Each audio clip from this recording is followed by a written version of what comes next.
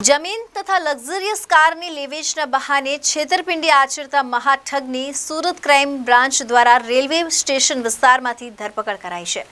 આ સાથે સુરત સહિત અન્ય જિલ્લાઓમાં નોંધાયેલા છેતરપિંડીના 3 ગુનાઓના ભેદ ઉકેલી કાઢવામાં આવ્યા છે।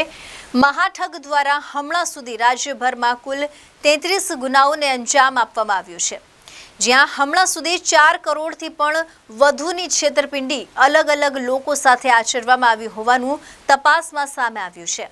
એટલું જ નહીં, છેતરપિંડી આચરી મેળવેલા રૂપિયા પોતાના મોજશોખ પાછળ વાપરતો હોવાની કબૂલાત આરોપીએ ક્રાઇમ બ્રાન્ચ સમક્ષ કરી છે। સુરત ક્રાઇમ બ્રાન્ચથી મળતી માહિતી અનુસાર જમીન તેમજ લક્ઝરિયસ કાર અપાવવાના બહાને લાખોની છેતરપિંડી આચરતા શખ્સને પકડી પાડવામાં આવ્યો છે।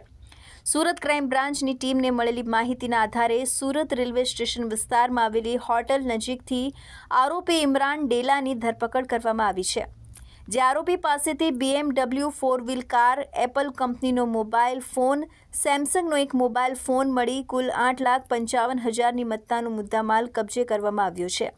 જે આરોપીઓની પૂછપરછ પણ જાણવા મળ્યું છે કે આજથી 6-7 મહિના પહેલા અમદાવાદ ખાતે રહેતા અને મેકવિલનો ધંધો કરતા અઝરુદ્દીનભાઈ તથા તેના ભાગીદારોનો સંપર્ક કરી કામરેજ ખાતે આવેલા શ્રીરામ ફાઇનાન્સના ગોડાઉનમાં રહેલા truck, Eicher tempo, mini bus અને એક છોટા હાથી ટેમ્પો વેચાણથી આપવાનો છે તેમ કહી સુરત બોલાવવામાં આવ્યા હતા। સ્થળ પર જ રૂપિયા આપીશું તો સોદો પણ થઈ જશે તેમ કહી વેપારીને રૂપિયા લઈ બોલાવ્યો હતો, જેથી વિશ્વાસ અને ભરોસામાં આવેલા વેપારીએ પોતાની જોડે 16 લાખ રૂપિયા જેટલી રકમ લઈ સુરત આવ્યો હતો। સુરત આવેલા વેપારી અને તેની સાથેના ભાગીદારોને કામરેજ ટોલ નાકાની આગળ આવેલા શ્રીરામ ફાઇનાન્સના ગોડાઉનમાં રહેલા તમામ વાહનો બતાવવામાં આવ્યા હતા।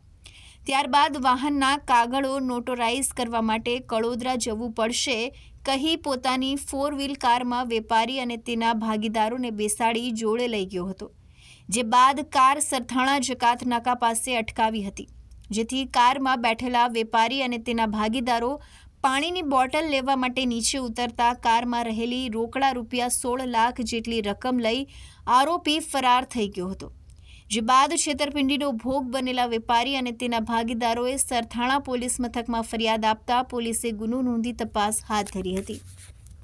સુરત ક્રાઇમ બ્રાન્ચ દ્વારા આરોપીની એમઓ અંગે પણ તપાસ કરવામાં આવી હતી, જેમાં જાણવા મળ્યું હતું કે આરોપી 7 વર્ષ પહેલા 4 વ્હીલ સહિત અન્ય વાહનોની લેવેચનો ધંધો કરતો હતો, જેના કારણે ગુજરાતભરના અલગ અલગ લોકો જોડે તેનો સંપર્ક થયો હતો, જે રાજ્યભરના શહેરોમાં રહેતા લોકોને પોતાની વાતોમાં ફસાવી ગાડી અથવા જમીન અપાવવાના બહાને પોતાની ગાડીમાં બેસાડતો હતો।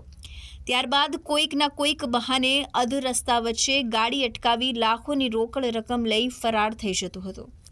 આરોપીની પૂછપરછમાં બીજી મહત્વની બાબત એ બનીને સામે આવી છે કે આરોપી પોતાની વૈભવી લાઇફસ્ટાઇલ જીવવાનો શોખીન છે।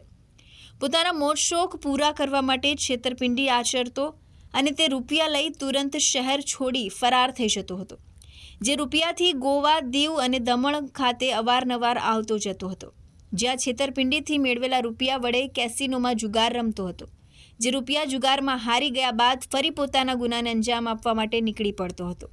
ત્યારે હાલ તો આરોપીની ધરપકડ કરી કોર્ટમાંથી રિમાન્ડ મેળવવાની તજવીજ સુરત ક્રાઇમ બ્રાન્ચે હાથ ધરી છે, જ્યાં રિમાન્ડ દરમિયાન વધુ ગુના ઉકેલવાની શક્યતા સુરત ક્રાઇમ બ્રાન્ચે વ્યક્ત કરી છે।